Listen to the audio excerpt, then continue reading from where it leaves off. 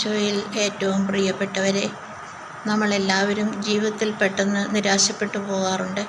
നമ്മുടെ ജീവിതത്തിൽ അനുഭവപ്പെടുന്ന പല പല കാരണങ്ങളാലാകാം നിരാശയിലേക്ക് നമ്മെ നയിക്കുന്നത്.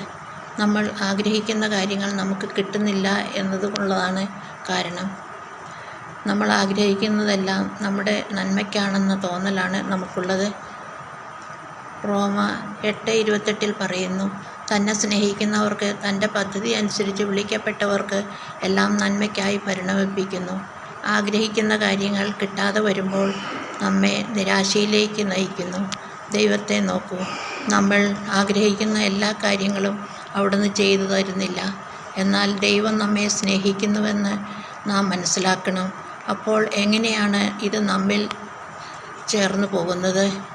പ്രിയപ്പെട്ടവരെ, നമുക്കറിയാം നമ്മൾ ആഗ്രഹിക്കുന്ന കാര്യങ്ങൾ നന്മയായിരിക്കണമെന്ന് ഉറപ്പില്ല. കാരണം പ്രഭാഷകൻ്റെ പുസ്തകത്തിൽ നാം ഇങ്ങനെ കാണുന്നു, ശരിയെന്ന് തോന്നുന്നവ മരണത്തിലേക്ക് നയിക്കുന്നതാകാം. ശരിയെന്ന് തോന്നുന്നത് നന്മയാണെന്ന് ഒരു കണക്കുകൂട്ടലുണ്ട്. അതുകൊണ്ടാണ് പലപ്പോഴും നമ്മൾ ആഗ്രഹിക്കുന്ന കാര്യങ്ങൾ നമുക്ക് അനുവദിച്ചു തരാത്തത്.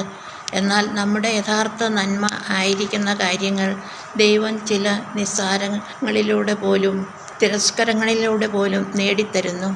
നല്ലതുകൊണ്ട് നമ്മുടെ ജീവിതത്തിൽ സംഭവിക്കുന്ന എല്ലാ കാര്യങ്ങളിലും എപ്പോഴും പ്രത്യാശ നിലനിർത്തണമെന്ന് ഈശോയിൽ സ്നേഹത്തോടെ ഞാൻ ഓർമ്മിപ്പിക്കുന്നു.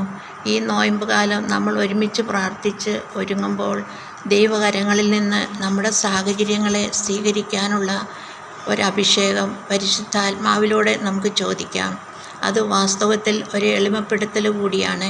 കർത്താവേ, ഇതാ ഞാൻ നിനക്കായി എന്ന ഒരു എളിമപ്പെടൽ. നീ എൻ്റെ ജീവിതത്തിൽ അനുവദിക്കുന്ന എല്ലാറ്റിലും ഞാൻ നിന്നെ മഹത്വപ്പെടുത്തും.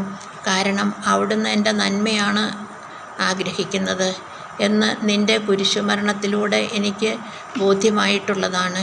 കർത്താവേ, എൻ്റെ ജീവിതം മുഴുവൻ അങ്ങിൽ ഞാൻ അർപ്പിക്കുന്നു. എൻ്റെ ജീവിതത്തിൽ ഞാൻ ആഗ്രഹിക്കുന്നത് കിട്ടിയാലും ഇല്ലെങ്കിലും നിന്നെ നിസ്വാർത്ഥമായി സ്നേഹിക്കുവാൻ എൻ്റെ ആത്മാവിന് ശക്തി പകരണമേ. പരിശുദ്ധാത്മാവിൻ്റെ സഹായത്താൽ ഈ വിശ്വാസം സഭയിലൂടെ പൂർണ്ണമാക്കിക്കൊണ്ട് എൻ്റെ ലക്ഷ്യമായ ത്രിത്വത്തെ പൂർണ്ണ മനസ്സോടെ സ്നേഹിച്ച് കണ്ടെത്താമെന്ന് ഞാൻ ഉറച്ചു പ്രതീക്ഷിക്കുന്നു.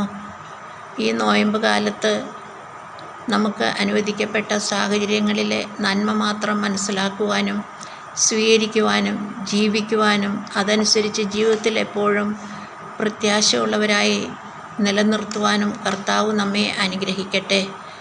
ഓഷ്യൻ സ്റ്റാർ മിനിസ്ട്രിയോട് ചേർന്ന് നല്ലൊരു ഫലവത്തായ നോയമ്പുകാലം എല്ലാവർക്കും ആശംസിക്കുന്നു.